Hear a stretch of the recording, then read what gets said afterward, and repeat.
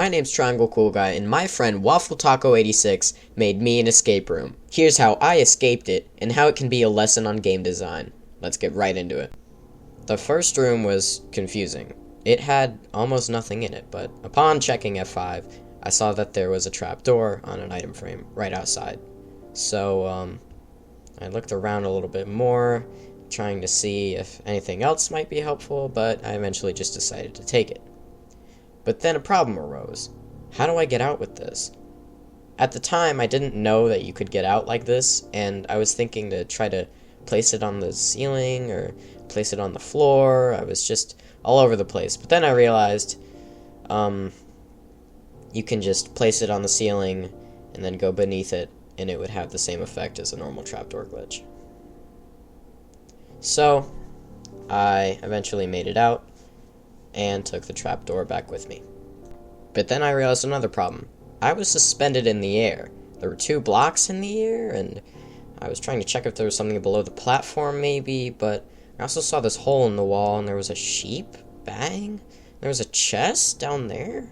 I was all over the place, but I eventually decided to try to make a jump over there to the hole, and I missed miserably. I tried again, and I soft-locked myself because I didn't realize that you can't get the trapdoor back. So I just tried again, tried to do it the correct way, and I managed to get the trapdoor back. The third room was actually something that you might start to consider a puzzle. I looked around and there was literally nothing in the room. I checked for hidden string, anything that might help me, any blocks to get out, anything to get down. But I searched everywhere and I tried to break every block, and then he gave me a hint. Disconnecting is allowed. I remember seeing a Canadian video about disconnect glitching, and I tried it, and it worked. I was in the next room. A dark room with some hidden string everywhere, and I tried to search around for some more hidden string. There was a sheep in there. I managed to find all the string. It took me a minute, but then I killed the sheep. I made some wool, and I made the dumb mistake of making carpets.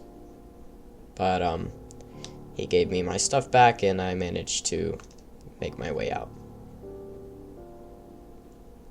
The next room, I also was searching for a string, but it had a fake exit, couldn't actually get out that way, and I ran through a very, very, very long tunnel, very tedious. But eventually, I hit the end of it. There was a staircase. I went up, and then a drop. I went down, and I was given 4 items. 2 item frames, a trapdoor, and a suspicious sand. The suspicious sand was probably so I couldn't get it back. And then he gave me another hint about disconnecting again, and I knew I had to perform another disconnect glitch, and I make it into the next room. This one was way brighter, but way more confusing. There was a vindicator, a pig, an anvil, a chest behind glass. And I checked the wiki of a vindicator and remember that you could rename it to Johnny with the name tag.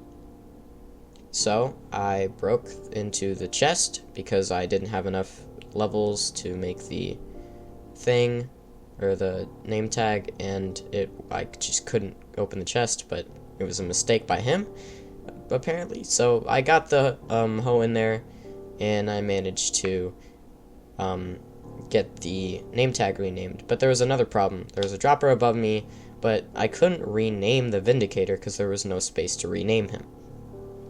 So I checked everywhere. I was checking everything. He was telling me the solution was easy.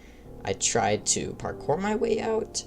I tried to look around, and then I realized, oh, there was a hole in there.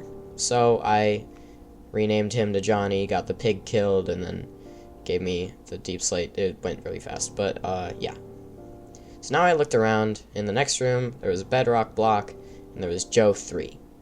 So he had a trade, but I counted the blocks, and it wasn't enough to get up, and then I realized you need to use that first block there to get up as well. So I counted it and decided that it would be a good investment to try it, and it worked. And then there was obsidian. Now, while Triangle takes forever to mine this obsidian, I need to re-mention something to you. I said that this would be a lesson on game design, but I haven't said anything about game design so far. But, now that you've seen the entirety of the escape room so far, I'm going to go back to some parts. The spawn area is already riddled with problems. Getting out of the little locked box is a fine puzzle, but when you look around, there's a lot of miscommunication with the player. Below you is rocky terrain, a chest, and a sign, but above that, there's a hole. Now, most players would actually gravitate towards the chest and the sign. Believe it or not, those two things sound way more important to a player than a little hole. Also, it doesn't help that the hole's completely empty. That will drive a lot of players to not be in there. Now onto the second and third rooms. The second room gives you absolutely no indication that you're supposed to go up. If anything, it's telling you to go down with the chest, because clearly, when you walk into an empty room, it looks like you're missing something.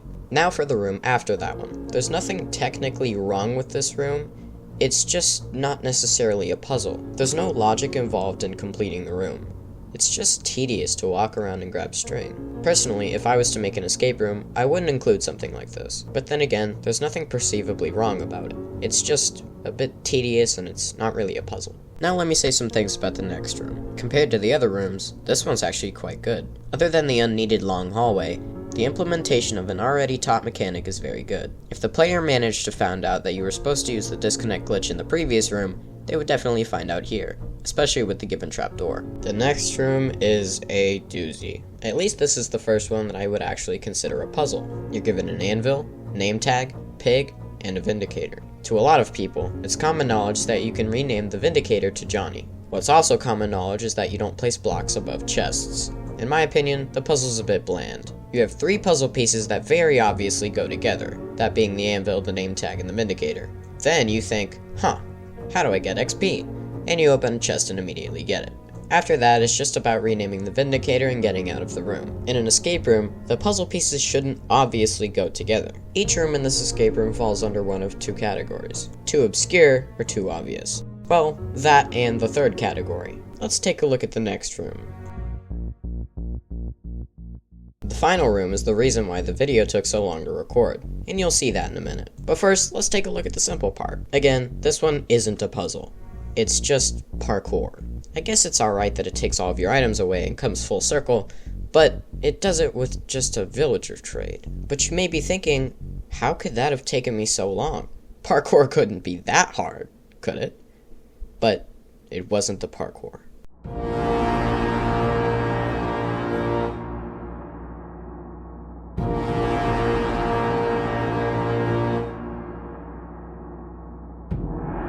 Yeah, it was just this gigantic obsidian wall. But yeah, that was the final room, and after the obsidian, it was done. But there was a lot of obsidian, and I mined all of it, and I regret it all. So, can you subscribe now?